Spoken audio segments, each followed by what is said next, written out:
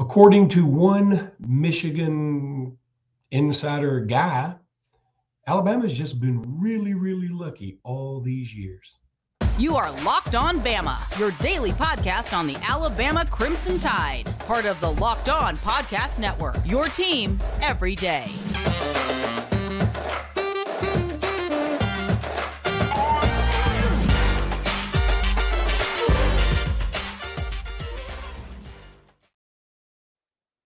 Hey, everybody, and welcome back into Locked On Bama. Luke Robinson, that's me. Jimmy Stein, that's him.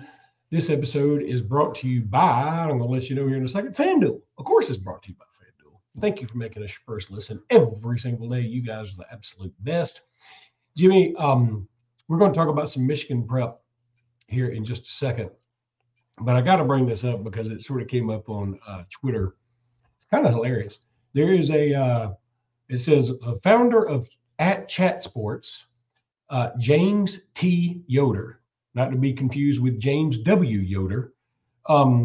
He is a Michigan personality, host of the Michigan Football Report on YouTube. He has made a post on Twitter, and it was just very sad. I don't know another way to say it. He basically says that Nick Saban is just the luckiest person that has ever lived. And he went on to say, this all stems from something that Josh Pate posted saying, like, give me your, crazy hot college football takes that are unpopular. And this is what he says, James Yoder. Nick Saban has lucked into a lot of titles. That sentence alone discredits the whole thing.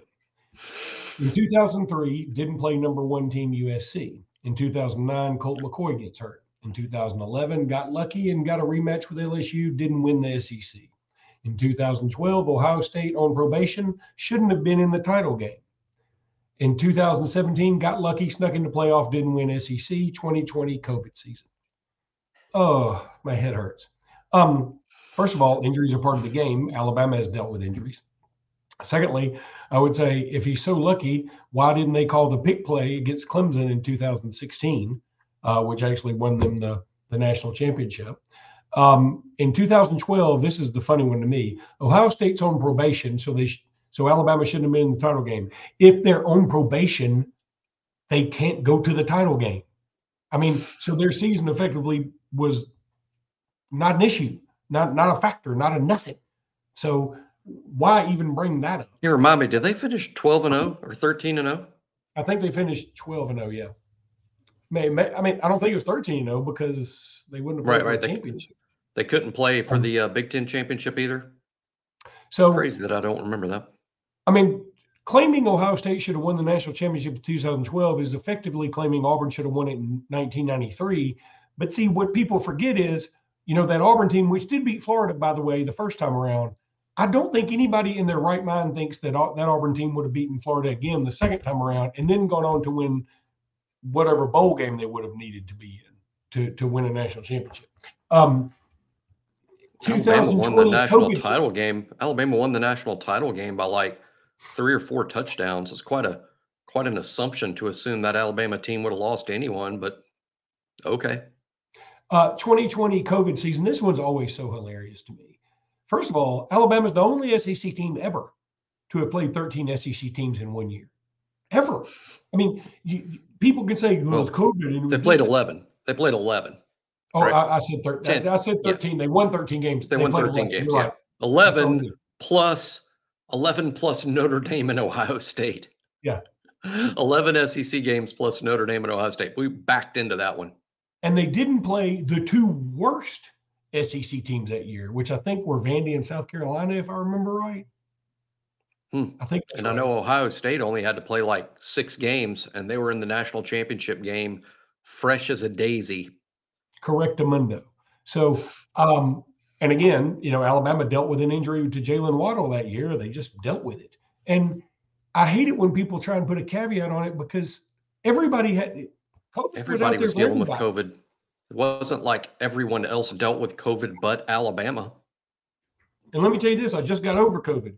It can be a mofo sometimes. So got lucky, snuck into the playoff. Look, I don't know about the got lucky thing. Yes, and they didn't win the SEC. That is absolutely correct. Which one did we, when we got lucky and got in the playoff, which years are you talking about? 2011 or? For 11 and 17 is what he's saying. Huh. I mean, would you? Wow. And also, it should be noted that 2011 game against LSU crossed the 50 once, and then we sacked them, and they went back behind the 50. So technically, I don't think they ever crossed the 50, I guess, if you want to put it that way. And in 2017, if you want to, we can talk about injury, or how about 2013? How about 2013 when Alabama? How lucky Nick Saban is. He was only a part of one of the wildest finishes in college football history. I mean, can he get any luckier? You could make a similar post to what that guy did, a very similar post saying that Nick Saban is the unluckiest guy that's ever lived, because with a little bit of luck, Alabama would have like 4 or 5 more titles in the Saban era, 4 or 5 more, like in 2021 when Alabama loses both of its star wide receivers, Jamison Williams and John Mechie, or last year when Bryce Young, the best quarterback in the country, hurt his shoulder and couldn't practice during the week, helping lead to a loss in Baton Rouge and a loss in Knoxville. The kick six in 2013 probably stopped an Alabama three-peat. I mean, the 2016 Alabama didn't win the national championship because Clemson ran an uncalled pick play at the end of the game. It's literally, you could say Nick Saban is the unluckiest guy. But what's crazy to me is it sort of gets back to, like, Jack Nicklaus won 18 Grand Slam events. No one's ever won, not Grand Slam, he's not a tennis player. Jack Nicklaus won 18 majors, as they call it in golf, 18. And no one's done that. So he's the best of all time, right? He also finished in second like 30 times or something. There's an insane number of second place finishes, which just further. So what I'm saying is this guy's post is dumb, but we could also make he's the unluckiest guy ever, which shows that, frankly, Alabama's been one play away from winning the title like 8 or 9 times in the Saban era, which makes him coach of all time in any sport. And so I think that post is just silly. And if all it takes is luck, then there'd be a lot more coaches that would be coaching right now that have won national titles if all it takes is some luck. Because if we named right now all the active coaches that have won national championships, that list is really, really, really short. So I guess Saban and 2 other guys or so are lucky, and then there's 129 just unlucky coaches. I guess that's how you explain all that away. Well, the other side of this is, going to your unlucky thing. I mean, think about a game that wasn't even, that probably could have hurt Alabama in terms of getting the national championship. They ended up winning anyway. Think about the Ole Miss game in 2015. Alabama has 5 turnovers. Ole Miss has none. A pass bounces off an Ole Miss player's helmet and lands in the arms of an Ole Miss receiver. In 2013, Auburn, if the Auburn-Georgia game, if that miracle in Jordan-Hare doesn't happen, then Alabama goes on to the SEC championship, and they probably defeat Missouri and go on to play for a national championship, even though they had no one, even if you have the kick six. So, I mean, there's all these things where you say, my God, how much in 2010, Alabama would have upset number 1 Auburn and kept them from playing for a national championship if Mark Ingram's fumble doesn't roll along the sideline, or if Trent Richardson catches an easy pass. All these things we can talk about, all this luck. But yeah, the in-game injury to Mark Barron probably cost that game too. The in-game injury to Mark Barron. I think if Barron hadn't gotten hurt, Alabama wins that 2010 game, even regardless of those other bad luck things. If Vinny Sunseri's not hurt in 2013, maybe he's still the holder and he's able to tackle Chris Davis. Who knows? Again, this is all part of the game. Yes, Colt McCoy got hurt. That sucks. But so did John Mechie. So did Jamison Williams. These things happen, and you persevere and you win, or you lose, and that's the way it is. So I just found it quite interesting. What a moronic take But whatever. Yeah. He wants to go that route, he can go that route. I'm That going to tell Colt everybody McCoy thing. It's not like Texas was up 21-0 and Colt got hurt, so Alabama came back and won. I mean, Yeah. That still boggles my mind that there's this grand assumption. Well, if Colt McCoy was healthy, Texas would have won the game. I don't even remember. Was Texas favored to win the game? Were they? They might have been, because it was 09 Alabama. I don't remember either. If they were favored to win, they were favored to win by like 2 or 3 points. It wasn't like, even with a healthy Colt McCoy, everyone just automatically assumed Texas would win the game. Then Texas would have been favored by what, 10, 14, 15? Boy, there's one bad memory I have about that game. I'm going to tell you really quickly that I was at the game and there were some USC fans in front of me, and I may or may not have had a snifter of port, and I may have been talking more trash. I was a little younger and dumber, and so I may have been talking a little trash. I wasn't crazy trash talking, but I remember one of the USC fans like, "Man, you're really making me hate Alabama." And I was like, well, I mean, I don't care if you hate us or not. I mean, that kind of thing. And then I looked to my right, and like Warren St. John, the author of Rammer Jammer, is like 2 people beside me. And I'm like, I just made a complete ass out of myself in front of probably the most famous author in the moment or something, Anyway, so every time I think about that game, I have great memories, and then I have that horrible memory where I was a jerk, and I apologize to those USC fans. I'm a better person now. I've grown up. I sat next to people in that game. I sat next to people who'd won a contest to win the tickets, and they were Virginia Tech fans. Oh, wow.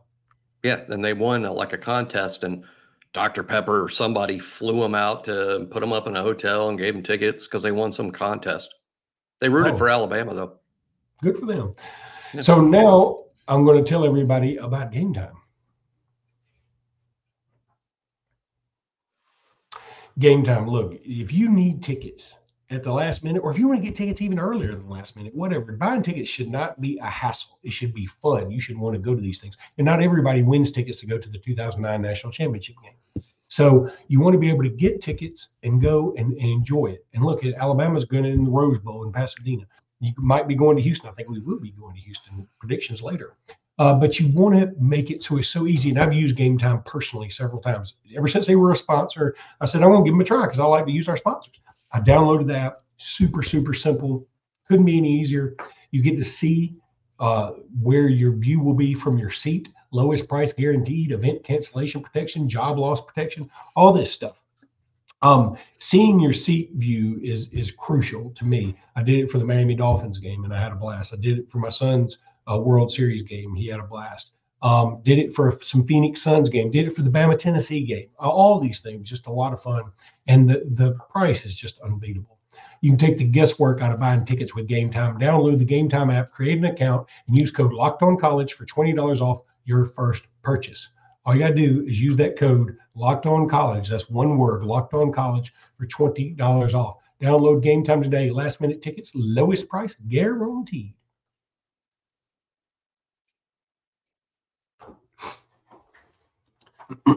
Okay, so Jimmy, Michigan prep continues. I saw where LT Overton is made the trip, and he posted on his Instagram he's landed. I mean, hey, what a time to be alive for a college football player right now, or a college basketball player. Like, you're playing for Texas A&M, you're wallowing in the muck, you're playing Oklahoma State tonight, which we may talk about a little bit later, in some bowl that nobody's ever heard of. And all of a sudden you're like, you know what, I'm going to get in the transfer portal and just go to Pasadena. I can't play, but I get to be on the sideline. I get to hang out with all of my new teammates, and I get to practice, and I get to be in sunny California, a part of what is going to be one of the more majestic scenes in all of college football. I mean, what a time to be alive if you're a college football player. It's fantastic. But anyway, Michigan prep continues. So what do you think about all that? Well, what you're saying is really crazy. Think about, like, even LT Overton is a great example, but even like Julian saying, I mean, you're at home in California and you're in high school and you play for your high school team and you watch Alabama on TV and you visited with the team a couple of times on some recruiting visits, and you're watching on TV and you're pulling for them just like all of us watch on our TV. And then at the end of the season, when they get to play for the championship, you get the best seat in the house. You not only get to be on the sideline, are you dressed out? You get to dress with them and participate in warm-ups or whatever. Do they get to do all that? And do they get a ring? You get to that's a good question. I would think maybe so, because if they participated, I would argue they would deserve it especially if they participated in scout team in the lead up to the playoff games, because you're helping the team prepare for the game. So I don't know. I'm just saying that it's just surreal to join the team literally for the playoffs when you've been watching on TV all season long. I mean, can you imagine you're a Braves fan and you watch 162 Braves games on TV, and then they send you a letter and they say, hey, appreciate you watching 162 games on TV. We're going to send you a uniform. You want to come and sit and wear a Braves uniform and watch the playoff games in the dugout? I mean, that's sort of. I mean, it probably wouldn't mean as much to Luke. Well, it's like that's like winning tickets to the 2009 national championship game. They're like, hey, I was just sitting. I'm a Virginia Tech fan. I was going to the Music City Bowl. I'm going to pretty good gig. Yeah, they're like roll. No wonder they were like, hey, roll Tide. We're here at the big one. What would be stopping them from getting a ring? I mean, if Alabama wanted to give them a ring. To be honest, nothing would stop them. Believe it or not, I'm pretty sure those rings are purchased by the university. They're not like a gift from the NCAA or anybody else. Right. They can give a ring to whoever the heck they want to, I think. So, yeah, no. I think that's cool. I think they should get a ring. So, otherwise, though, prep. Speaking of Julian Saban, he apparently is getting some nice reviews in all this prep. Now, he hadn't practiced a couple of times, and the term is he can really spin it. And look, you don't have to tell me that. I've seen the kid, a lot of his highlights. He's a star. And it's going to be really fun next year. When Jalen Milroe comes back. And then when we play some of these games where we get some blowouts, it's going to be very reminiscent to me of Jalen Hurts and Tua. I mean, do you remember when Tua came in against Vandy in 2017? I was at that game. It's the hottest that I've ever been in my life. And Tua comes in and he throws some passes. You're like, all right, Jalen Hurts can't do that. I'm not sure Aaron Rodgers can do that. And you're like, you can't sit him. And I mean, I think it's going to be sort of the same thing. I'm not trying to discount Jalen Milroe at all, because I'm hoping he wins a Heisman next year. I'm just saying it's going to be. So you're going ahead and assuming that Julian Saban's going to be number 2 next fall? I do. But I'm the same moron that said Ty Simpson will win the starting job. So I understand. There are going to be some people in the comments go, you just hate Jalen Milroe. No. I love Jalen Milroe now more than ever. By the way, if you didn't know this and you didn't see the podcast before, I got Jalen Milroe to wish my daughter a Merry Christmas. I got to meet him. I was starstruck. I mean, I was like a little girl meeting the Beatles back then, not now. There's only like one left. But I think there's 2. I think there's 2 left, but I haven't read the paper this morning. Didn't George Harrison die? Yeah, but Ringo and Paul are both left. Ringo's still with us? Yeah, Ringo's still with you. Yeah, we're 2 for 4. Okay. We're 2 for 4. You can still be like a little girl meeting the Beatles. There's enough of them. There's enough of them to do that. I think we're both on board with Jalen winning the Heisman, right? I mean, don't we think that? I think we both predict that Milroe will win the Heisman in 2024. I'm not predicting it yet, but he's definitely going to be in the run. He's going to be the guy that's on the cover of the magazines. Now, what I'm saying about Julian Saban, though, is Julian Saban, this is how far I've come from this summer. Julian Saban has passed up the guy I thought was going to win the job this year. For the number 2. That's how turned around I am right now. But I think a lot of people. I'll go with Saban being 4th. I think it'll be Milroe 1, Simpson 2, Lonergan 3, Saban 4. Okay. Or 5 if Holstein sticks around. I mean, we'll see. I mean, what's fun to me is whenever you have a QB room where Simpson, Lonergan, Holstein, and Saban are all legit number 2s. They're all legit number 2s. So it's like who's going to win that number 2 job, because I can see any of them winning it, any of them. But hey, you know, how much focus is there going to be on that? Because the number 1 quarterback is Milroe, and again, he's in you know, potential Heisman winner. So, you know, most of the focus is going to be on QB1, of course. So you think Julian Sayin will be number 4 next year? I don't think I'll be surprised if he moves ahead of Ty Simpson and or Dylan Lonergan. I'll be surprised. Now, he might. It depends on, you know, how quickly he picks up things. He's a super talented kid, but you know, Simpson was a 5-star. Lonergan was very impressive in his first year on campus. I don't know. I think I'll put it this way. I think the competition is going to be really tough. It's your funeral. So I'm going to need to tell everybody about FanDuel when we come back. We're going to talk about some guys that may be unsung heroes for this game.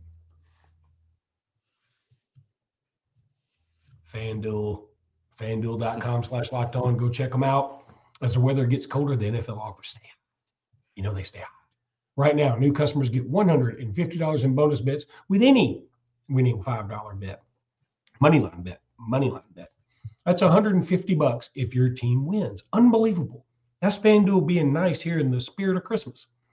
If you've been thinking about joining FanDuel, there's no better time to get in on the action than right this very minute, y'all.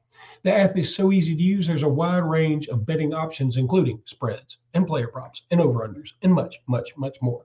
So visit FanDuel.com/lockedon. That's FanDuel.com/lockedon and get in this NFL season. We only got 2 weeks of the regular season left. Now they'll keep doing it in the playoffs, but I'm saying got to do it now. FanDuel is the official partner of the NFL.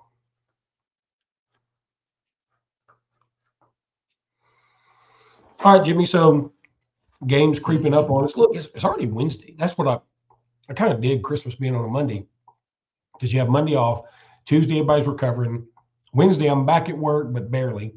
And before you know it, it's the weekend, and the game's here. So, yeah, I'm pretty fired up. But let's talk about some guys that may stand out, an unsung hero. Is it crazy for me to think that Jace McClellan may be an unsung hero? Because if he's back, even though he's the leading rusher, it's like people have kind of forgotten about him a little bit. Agreed. You know, because a lot's happened since he got banged up. So I wonder if he could be an unsung hero. Or let me throw another one your way. And this one's going to be not controversial, but people are going to be like, how about James Burnham? Well, you surprised me. I mean, you surprised me. He's been a heck of a player. And, hey, in a low-scoring game where both teams are trying to run the ball, the punter is an extremely important player. So I like it. I really like the Jace call. That's good. You know, I'll go with this. Here's a wide receiver that has made a ton of seemingly big plays and big catches that we never talk about because he's not one of the first guys. But, man, if somebody like that you're not expecting makes a big 60-yard play to score a touchdown and, like, give Alabama the lead, I'll go Kobe Prentice. You know, and doesn't it make perfect sense that a guy named Kobe would have a huge game in L.A.? So let's go Kobe Prentice. I see what you did there. Yeah, and frankly, I did that on the fly. I planned on using Kobe as my player here for surprise hero, but the Kobe LA thing sort of struck me in the moment. But you know, Kobe's made in 2 years a lot of big catches. He makes a lot of big plays, and obviously a lot of that Michigan attention is going to be on Burton and Bond, Alabama's best 2 receivers, and they got some pretty good DBs. I noticed in my review of Michigan yesterday, 0, their DB 0. And I'm like, man, this guy is good. I don't think I'm really familiar with him, but he's good. And then just this morning on Good Morning Football on NFL Network, they had Jim Nagy on from the Senior Bowl. And they're like, hey, what DBs do you like during the bowl season? And like the second guy he brought up is, number 0 at Michigan. And I'm like, yeah, I saw him too, Jim. He's good. So stay away from him. I think he primarily plays nickelback. So he'll be on the Tide slot. And guess who lines up in the slot? Kobe Prentice. So let's see Kobe make a play or two and maybe make a how about a touchdown that maybe even decides the game. I'm going to say this. I think we need to have a podcast before the game, like maybe Saturday. We do a podcast where we talk about predictions. I mean, for the game, the score, and also like some other interesting tidbit stuff. But one just popped in my head, and I don't want to forget it. So remind me when we do this. I'm going to predict Kendrick Law scores a touchdown. It's about time. It feels like Kendrick Law is like on the precipice of a breakout every game to me. I'm going to look up some stats here really quickly on him. Best player on the team that's yet to decide a game. That's so true. He has no touchdowns this year. Yep. And everybody compares, that's nuts. Everybody compares him, and I get it, and I do too, to Deebo Samuel, because I think they do have a similar skill set. You know, another player that he's like, and I guess it's because Deebo Samuel's like him, is a Cordero Patterson of the Falcons. You know, that's who, and by that I mean Kendrick Law is a wide receiver, and he's a return guy, but he looks like a running back. He looks like a running back, and you're always tempted to, hey, let's put Kendrick at running back, just hand him the ball 3 or 4 times, which is exactly what the 49ers do with Deebo Samuel and what the Falcons do with Cordero Patterson. But I see Kendrick Law in the same way. And just this week, Terrion Arnold was asked in an interview, who's the fastest player on the team? I would guess Bond. I'm still thinking that it's Isaiah Bond personally. But Terrion, whose opinion really matters because, you know, he's kind of out there and racing these guys. Terrion says Kendrick Law is the fastest player on the team. He's only got 14 catches. And you know, that's the other funny thing about Kendrick Law, that I think if you ask, okay, what's his most memorable play of the year? It's the play that got called back for sort of a ticky-tack holding call against Auburn. And and I think that was even a handoff. I mean, I guess technically that may have been a handoff. It's either a handoff or one of those little end-around pop passes, pass, maybe. But yeah, I mean, that shows what kind of confidence the staff has in him. They run that end around now pretty consistently once or twice a game and fake it a couple other times. But Kendrick Law, very capable of running a pass route downfield. I tell you where he'd be a killer. Been great so far on those short slants. That hasn't kind of been Milroe's thing. But once Milroe improves in that area, man, Kendrick Law could be a killer on those slants because he's going to run through tackles. Yep. There's no doubt. All right, buddy. That'll do it for today's podcast. We'll be back tomorrow with more. Until then, roll tide, everybody. Roll Tide.